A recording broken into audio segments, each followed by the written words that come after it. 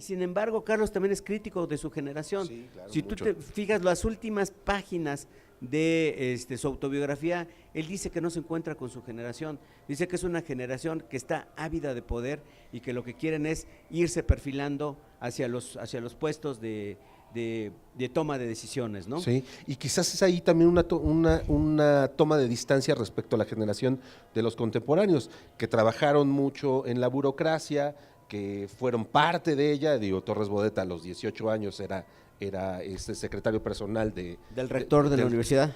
¿no? A los 18 años. Y a partir de ahí crea una carrera. Y a los una- 20 del secretario de Educación secretario de Pública. Educación Pública. Entonces crean verdaderamente una carrera, y él siempre toma distancia, por ejemplo, de esos puestos, no políticos, pero burocráticos, para decirlo, de la burocracia cultural, ¿no? Aunque era entendible en los contemporáneos, porque era lo único que había finalmente, ¿no? Ahora las posibilidades que tiene Carlos, por ejemplo, en el periodismo, pues son muchas. Entonces, poder escribir en periódicos, en revistas, no había. Ellos tenían que fundar, los contemporáneos hablo, ellos tenían que fundar sus propias revistas. No había manera de salir, digamos, de este pequeño mundo burocrático oficial, ¿no? Pero además lo hicieron muy bien, digo, Sí, ya claro. quisiéramos un Jaime Torres Bodet en este momento, ¿no? Ya quisiéramos un José Gorostiza que se hiciera cargo de la política exterior de México, ¿no? Ya quisiéramos un Celestino Gorostiza en alguna en alguna institución cultural, ¿no? Un Salvador Novo. Entonces, sin duda alguna lo hicieron muy bien. Muy bien. Pero aparte, el único puesto de Carlos fue en Voz Viva de México, en la universidad. Sí. Y en Radio Universidad, que dice que Max Aub le preguntaba que cómo sacaba el trabajo si no puede sacar un oficio, ¿no? Y entonces decía, por eso estoy renunciando. Y entonces renunció, porque decía que él no se imaginaba en las oficinas que después fuera jefe y le dijeran Monsivaicitos, ¿no? entonces pero Carlos, creo que vivió en otro tiempo, y además fue crítico de esta generación, también del 68, que creo que pasó del lema de la imaginación al poder, y ahora que los vemos en el poder, vemos que están en el poder sin imaginación, ¿no? Entonces, ya como que se olvidaron la imaginación y están en el poder y no tienen nada, son lo que dice José Emilio Pacheco, ya somos todo aquello que criticábamos, bueno, ¿no? a los 20 años. ¿No? A los Exacto, 20 años, a los 20 exactamente, años, ¿no? sí. Hablamos de Novo. ¿Qué relación sientes que Monsiváis tenía, relación intelectual, relación personal, con Javier Villaurrutia o con Pellicer? Bueno, yo creo que tuvo la relación más estrecha es con Novo, Con porque Novo, fue su claro, secretario sí, particular, porque además Novo le expresó mucha admiración a Carlos desde muy joven, y además tuvo una relación de amistad. ¿Fue su secretario particular? Sí, fue secretario. Qué curioso. Eso nos contaba, ¿no? Y obviamente… Le creemos. Por supuesto, no, y además hay testimonios, hay cartas, hay muchas cosas, ¿no? Y en ese sentido creo que la gran figura tutelar de Carlos es Novo, ¿no? Ahora, la gran figura a la que aspiraba Carlos, pero digamos, estamos hablando de dotes intelectuales diferentes, es Carlos Pellicer.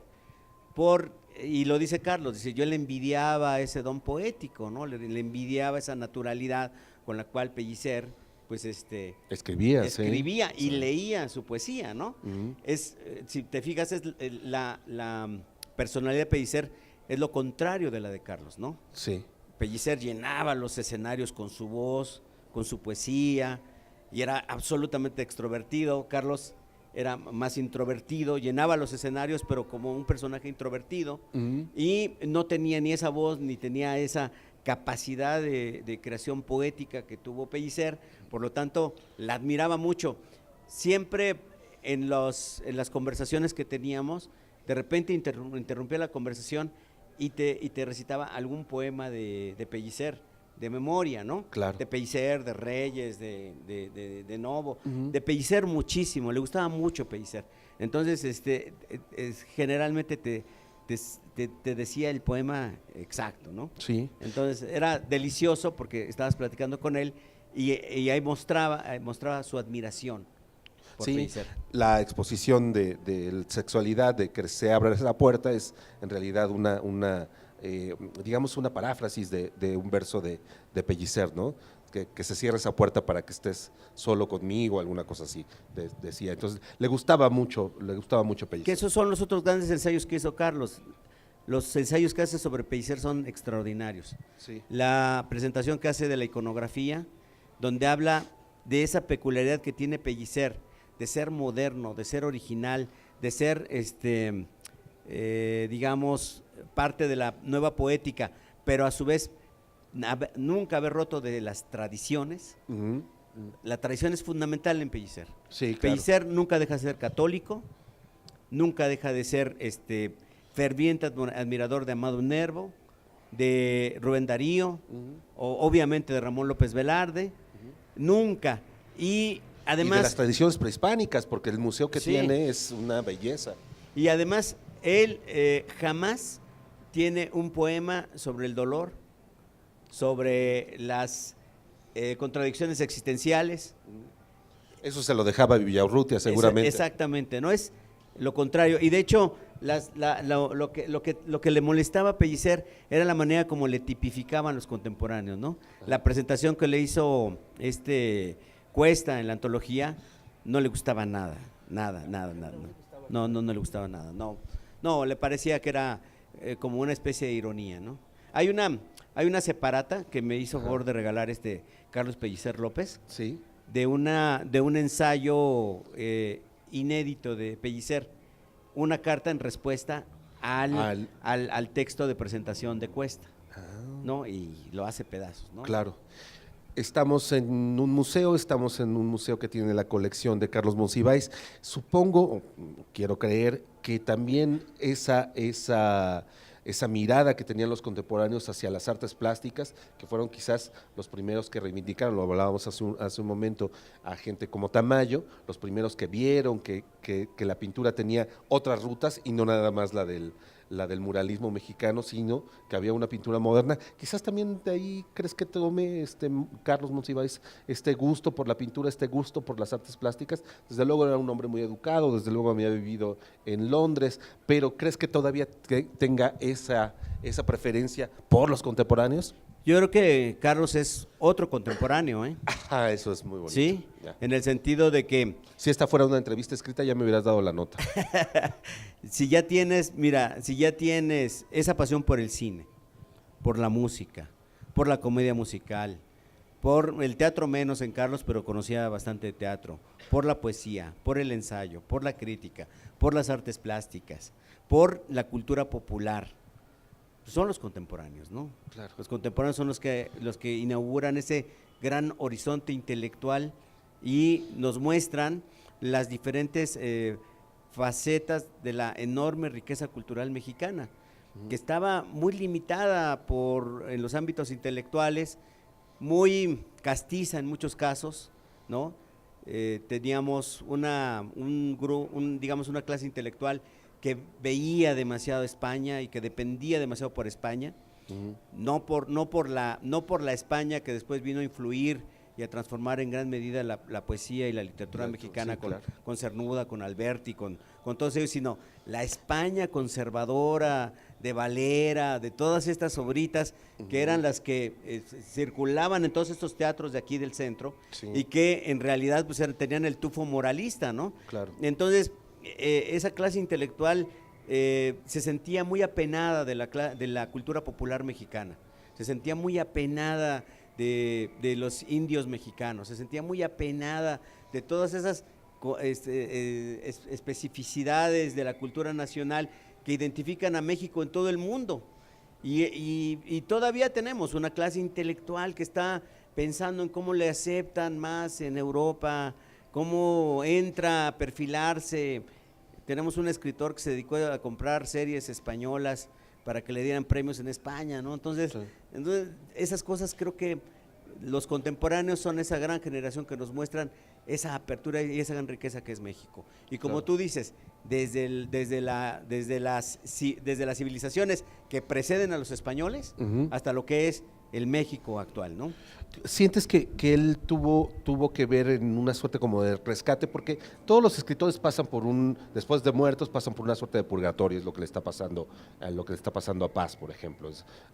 Va a haber un olvido, y seguramente debió haber habido un olvido de los contemporáneos, no sé, supongo que hacia los 60s, hacia los 50s, y Antes. quizás, o antes, y quizás fue Monsiváis el que tuvo que rescatarlos para el público de aquí y ahora.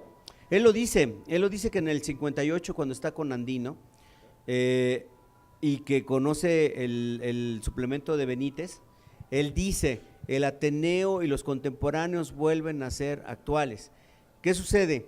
Que desde tiempos de los contemporáneos perdieron mucha fuerza porque sus ediciones eran ediciones de tiraje muy corto. Sí. El Nocturno de los Ángeles eran 100 ejemplares. Hay ediciones, ahí en la exposición tenemos el de Décimas en el Mar de Novo, es de 1934 y son 34 ejemplares. 34 ejemplares. Nadie lo conocía, nadie, Sí. ¿no? Y además, Novo fue muy descuidado con su poesía. Todavía ahora no conocemos la poesía completa de Novo. El tomito del Fondo de Cultura Económica es muy reducido en relación a todo lo que publicó Novo en poesía. No tenemos la poesía completa de Novo. En tiempos de contemporáneos muchas obras no se conocieron. Claro. Entonces, ¿qué sucede? Que o se reeditaban, que es una labor que se fue haciendo entre la generación de Tierra Nueva. La generación de Tierra Nueva en el 42 edita la primera antología de Jorge Cuesta, porque Cuesta jamás vio un libro suyo de poesía, nunca. Publicó sus poesías en diferentes suplementos, en diferentes revistas, pero en 42 la primera antología la hace la revista Tierra Nueva, que es Alicho Macero y José Luis Martínez. Es la primera generación crítica de contemporáneos, es Taller, ¿no? Sí. Entonces, Paz publica en Taller, publica en Barandal. Barandal, sí. Algunas cosas de los contemporáneos, ¿no? Y después, digamos, se integra a varios de los proyectos de contemporáneos, particularmente colabora más ya en El Hijo Pródigo, ¿no? Y después viene la generación de Tierra Nueva, de tal manera que la tercera generación crítica es la generación de medio siglo, que es Pacheco y Monsiváis. Sí. Y él dice que en el 58 él ve algunos suplementos que muestran actuales al Ateneo y a los contemporáneos.